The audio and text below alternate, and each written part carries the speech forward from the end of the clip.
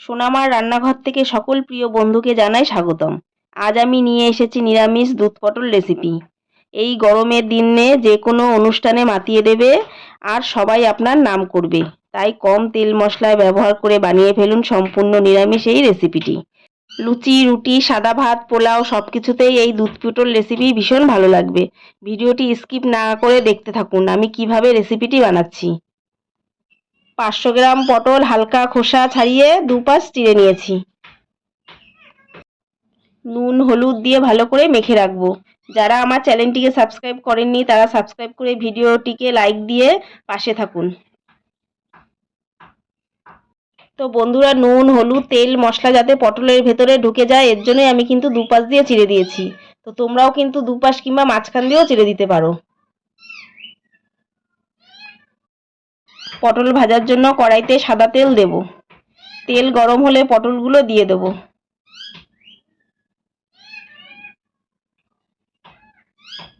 নেড়ে চেড়ে এইভাবে বেশ কিছুক্ষণ ভাজতে থাকবো।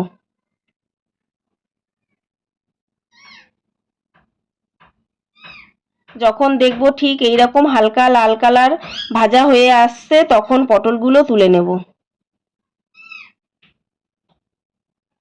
পটল ভাজার তেলে আমি দিয়ে দেব গোটা গরম মশলা, 1 চামচ জিরে গুঁড়ো, 1 চামচ ধনে গুঁড়ো, 1 চামচ কাশ্মীরি লঙ্কার গুঁড়ো। মশলা যাতে কড়াইতে লেগে না যায় তার জন্য আমি অল্প জল দেব। মিডিয়াম ফ্লেমে 2 থেকে 3 মিনিট কষিয়ে নেব।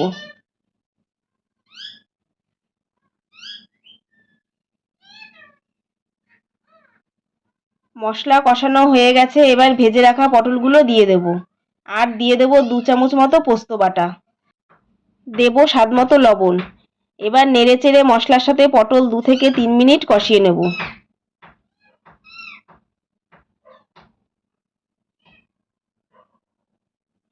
দেখো বন্ধুরা, পটল আমার কষানো হয়ে গেছে। এবার দিয়ে দেব 1 বাটি মতো দুধ। দুধ পটল ভালো করে মিশিয়ে নেব। ভালো করে মেশানোর পর কিছুক্ষণ জাল দিয়ে ফুটিয়ে নেব।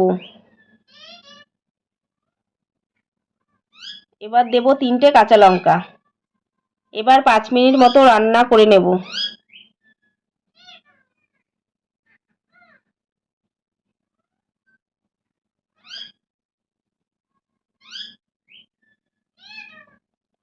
পাঁচ মিনিট রান্না করার পর এবার দিয়ে দেব স্বাদ মতো চিনি, সামান্য গরম মশলা গুঁড়ো আর ফ্লেভারের জন্য দিয়ে দেবো 1 চামচ ঘি।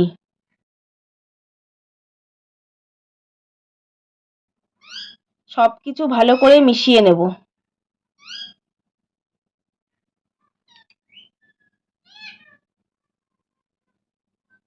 দেখো বন্ধুরা, তৈরি হয়ে গেল আমার সম্পূর্ণ নিরামিষ দুধ পটল রেসিপি।